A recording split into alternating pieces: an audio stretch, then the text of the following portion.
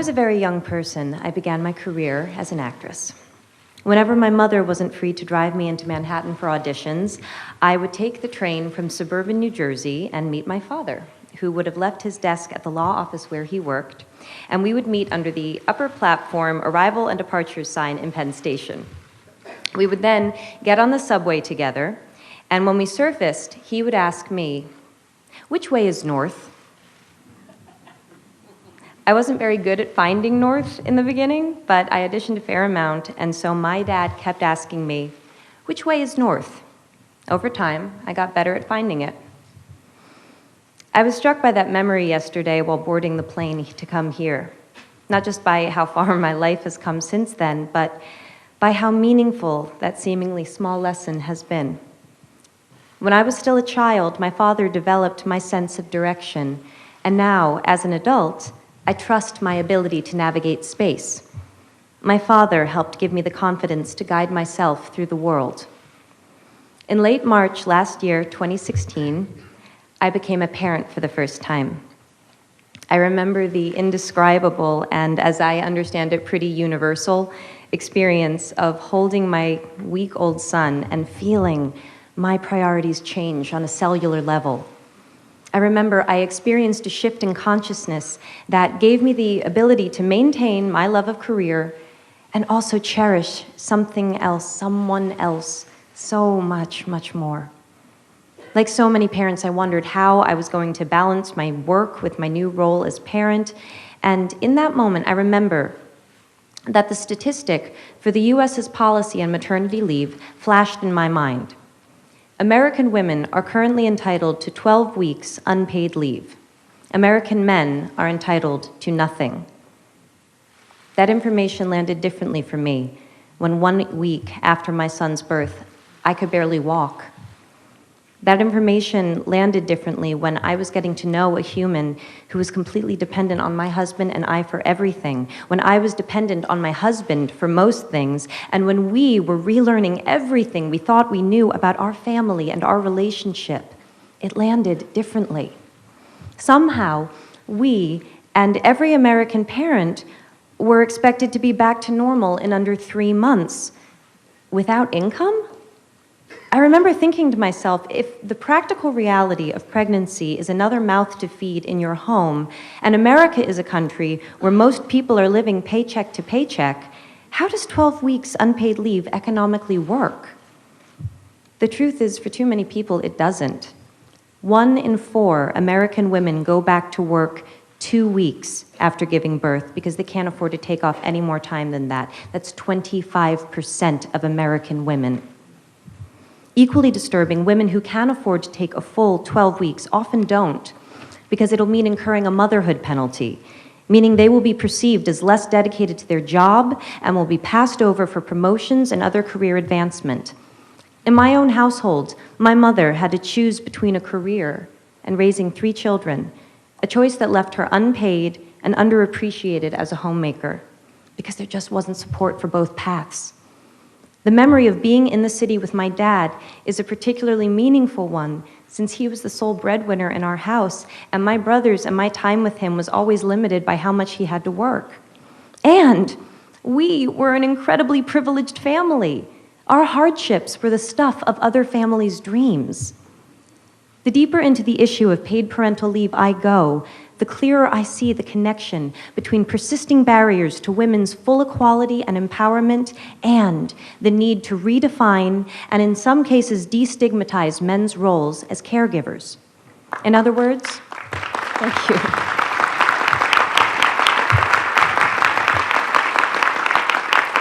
In other words, in order to liberate women, we need to liberate men. The assumption and common practice that women and girls look after the home and the family is a stubborn and very real stereotype that not only discriminates against women, but limits men's participation and connection within the family and society. These limitations have broad-ranging and significant effects for them and for the children. We know this. So why do we continue to undervalue fathers and overburden mothers? Paid parental leave is not about taking days off work. It's about creating the freedom to define roles, to choose how to invest time, and to establish new, positive cycles of behavior. Companies that have offered paid parental leave for employees have reported improved employee retention, reduced absenteeism and training costs, and boosted productivity and morale. Far from not being able to afford to have paid parental leave, it seems we can't afford not to. In fact, a study in Sweden showed that for every month fathers took paternity leave, the mother's income increased by 6.7%. That's 6.7% more economic freedom for the whole family. Data from the International Men and Gender Equality Survey shows that most fathers report that they would work less if it meant that they could spend more time with their children. And picking up on the thread that the Prime Minister mentioned, I'd like to ask, how many of us here today saw our dads enough growing up? How many of you dads here see your kids enough now? We need to help each other if we are going to grow.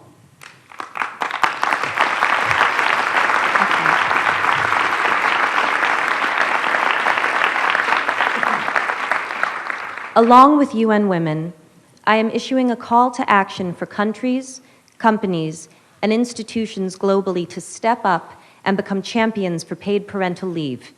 In 2013, provisions for paid parental leave were in only 66 countries out of 190 UN member states.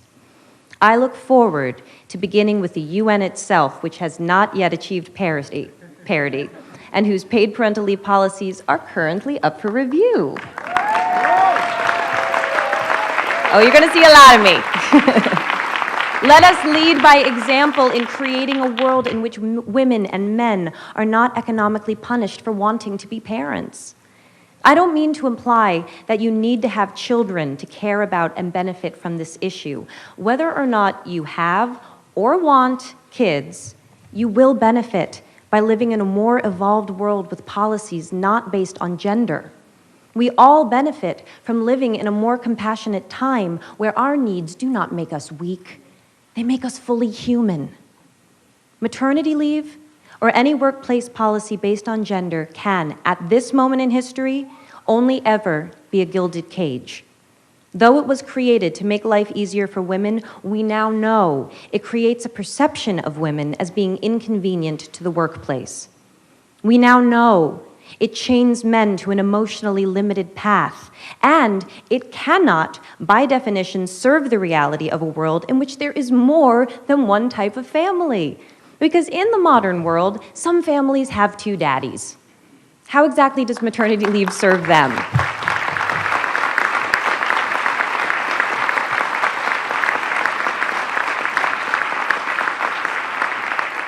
Today, on International Women's Day, I would like to thank all of those who went before in creating our current policies. Let us honor them and build upon what they started by shifting our language and therefore our consciousness away from gender and towards opportunity.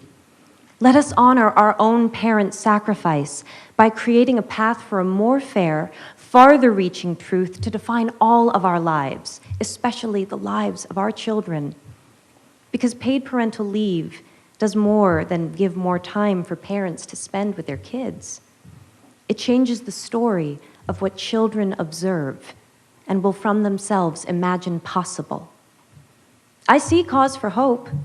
In my own country, the United States, currently the only high-income country in the world without paid maternity, let alone parental leave, great work has begun in the states of New York, California, New Jersey, Rhode Island, and Washington, which are currently all implementing paid parental leave programs.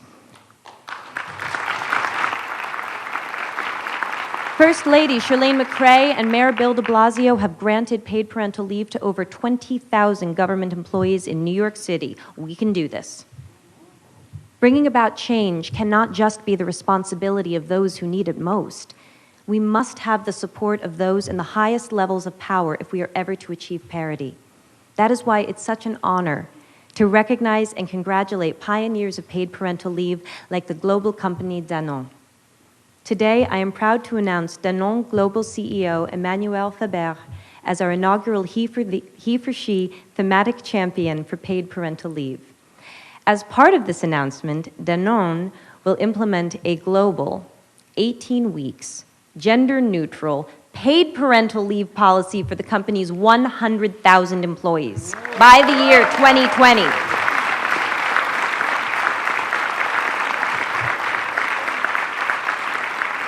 Monsieur Faber, when Ambassador Emma Watson delivered her now iconic He for She speech and stated that if we live in a world where men occupy a majority of positions of power, we need men to believe in the necessity of change, I believe she was speaking about visionaries like you. Merci.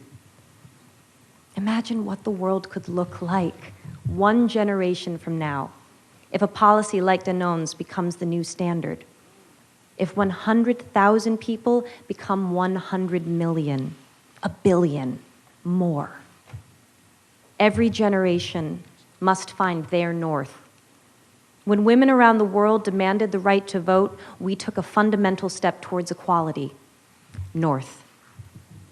When same-sex marriage was passed in the US, we put an end to a discriminatory law. North. When millions of men and boys and prime ministers and deputy directors of the UN, sorry, the president of the General Assembly, that's what happens when I go off script. When men, like the men in this room and around the world, the ones we cannot see, the ones who support us in ways we cannot know but we feel, when they answered Emma Watson's call to be he for she, the world grew. North. We must ask ourselves, how will we be more tomorrow than we are today? The whole world grows when people like you and me take a stand because we know that beyond the idea of how men and women are different, there is a deeper truth, that love is love and parents are parents. Thank you.